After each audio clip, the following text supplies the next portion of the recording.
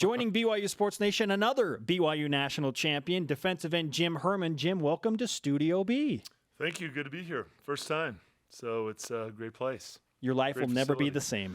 I get that already. I've felt that, yes. As you look ahead to BYU Michigan, you are a guy who has played against Michigan, the only time the Cougars and Wolverines met back in 1984. What is your biggest concern in 2015 for BYU heading into the big house? Oh, gosh. I think the biggest concern runs along the line. I played defensive line, so I'm partial to that to a certain extent. But I think Michigan is that's their strength. I'm unfamiliar with the guy's name, but I watched the Utah game, and they have a phenomenal athlete there, 6'5", 300. He looks like he's 6'2", 220. That's how he moves anyhow. So, they got some beasts up front. I think their defense last year was ranked 6th or 7th nationally.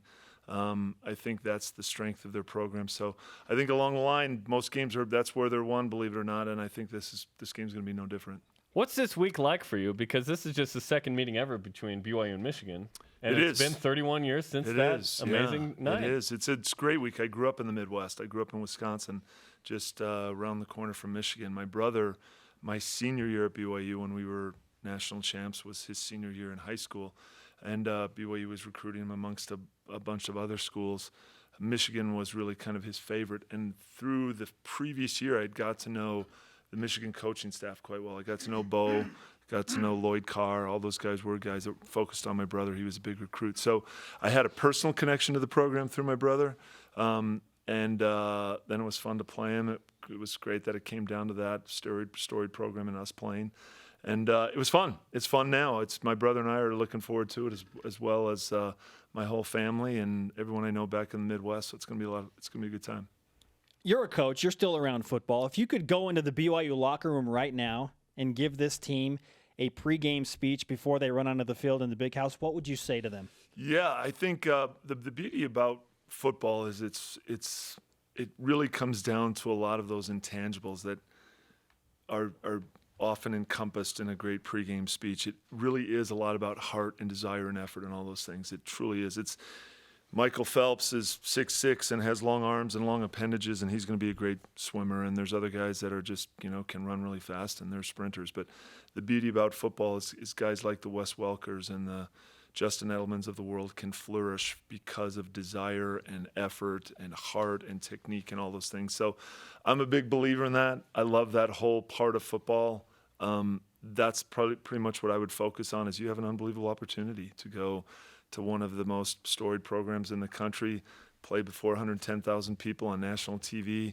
You got a great run going. Don't let you're tired. I get the sense that our defense is tired after being on the road 2 out of the first 3 games, and the third game was a battle as well. So it's going to come down to that effort, and let's do it. Let's take advantage of the opportunity to go 3-1 and keep this thing going. You've got a great chance. Luckily, I don't think Michigan will play at the same pace that UCLA did. So just physically in the game, hopefully they can slow it down a little bit. I think that's a good point. Yeah. I think that's a good point. I mean, physically, it may be a little bigger and more brutal as far as at least the front 7 go. But you're right. I mean, that was a frenetic pace. And I think UCLA tried to get, Broncos substitutions kind of off kilter by running that fast-paced offense, and I think they did it to a certain extent. I also think, based on all the pregame Josh Rosen hype, that, Bronco geared the defense to more of a pass defense than really kind of stopping the run. And I think that whole focus, I'm sure this week, Bronco and the defensive staff had a more run-oriented practice sessions, I would assume. With a couple of dramatic wins for BYU, true freshman quarterback, and then the 1-point loss against the now 9th-ranked team in the country, UCLA, What is your impression of this BYU team through 3 games? Pretty good. First of all, a lot of adversity. I think Taysom is one of the, he's 1 in a 30-year athlete. The guy is truly a beast in so many different ways. And I think it really refined his game. At least that's the way it looked to me by the first half in Nebraska. A lot of nice touch passes, throwing really well, seemed much more in control and confident, and was going to run when it was the right time to run. So that was a devastating blow. But to have Tanner step up, and I think to me as a defensive guy and a coach and who looks at both sides of the ball, I'm more impressed with our defense than really anything. I think we knew we had some good receivers. We knew we had a good quarterback. I think, we hoped that we had two.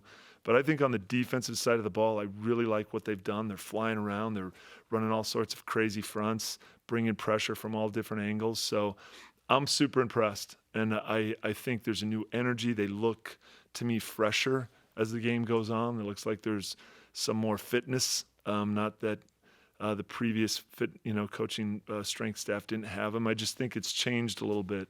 And they look really good. They look good to me. So my impression has been nothing but positive. Really good, a legitimate team.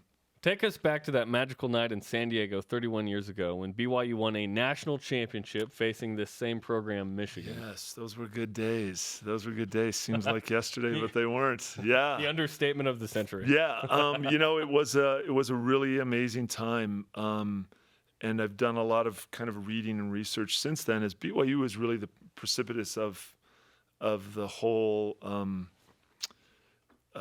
change in the college system. We were ranked number 1 going into that week, and a lot of people were scratching their heads trying to figure out who they could get to come play us.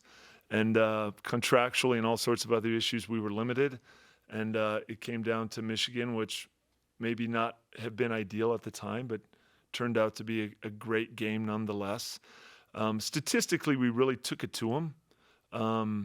Gosh, I look slow right there. Step it up. But it was great. It was fun. It was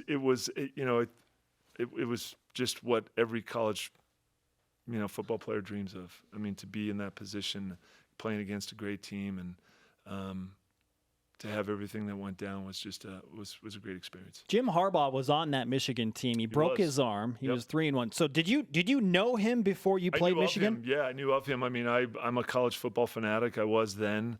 Like I said, I grew up in the Midwest, so I was familiar with the rankings and how it went down. I think he broke his arm against Washington, who was, I believe, he was kind of going for a fumble, stuck his arm out, and I think broke his upper arm. I saw a clip of it. But yes, I knew of Jim, and I also knew of their whole team. Jumbo Elliott, they had, Jamie Morris. They had some great defensive linemen, Kevin Brooks, Mike Hammerstein. They had a really solid program across the board. So the year after they played us, they went 10-1. And the year before they played us, they had a very successful team. So a lot of people point to the whole 6-5 thing, but it really was, as you know, some close ones. I actually believe, if I'm not mistaken, that if they would have beat Ohio State in the end of the fall classic like they always played, that actually Michigan would have gone to the Rose Bowl. Really? So they were one. It was a really weird year, but if you go back and read about the conference, the way it all kind of shook down, it still really came down to that game to decide who went to the Rose Bowl. So it was a quality program. They had some losses, may not have been ideal, but it was great. If Jim Harbaugh quarterbacks Michigan in that game, yeah. What's the difference? What's the score? Truly, I don't believe there's much of a difference. If you go back and statistically look, I think we had close to 600 yards of total offense. They had around 200, 220 yards. How was that a one-score game? I know we had at least 3 turnovers. I think we had actually more than that. We had a punt blocked and a couple fumbles down near the goal line. When Robbie faked that injury, as many of his teammates had said. Geez, Robbie, come on, man. For crying out loud.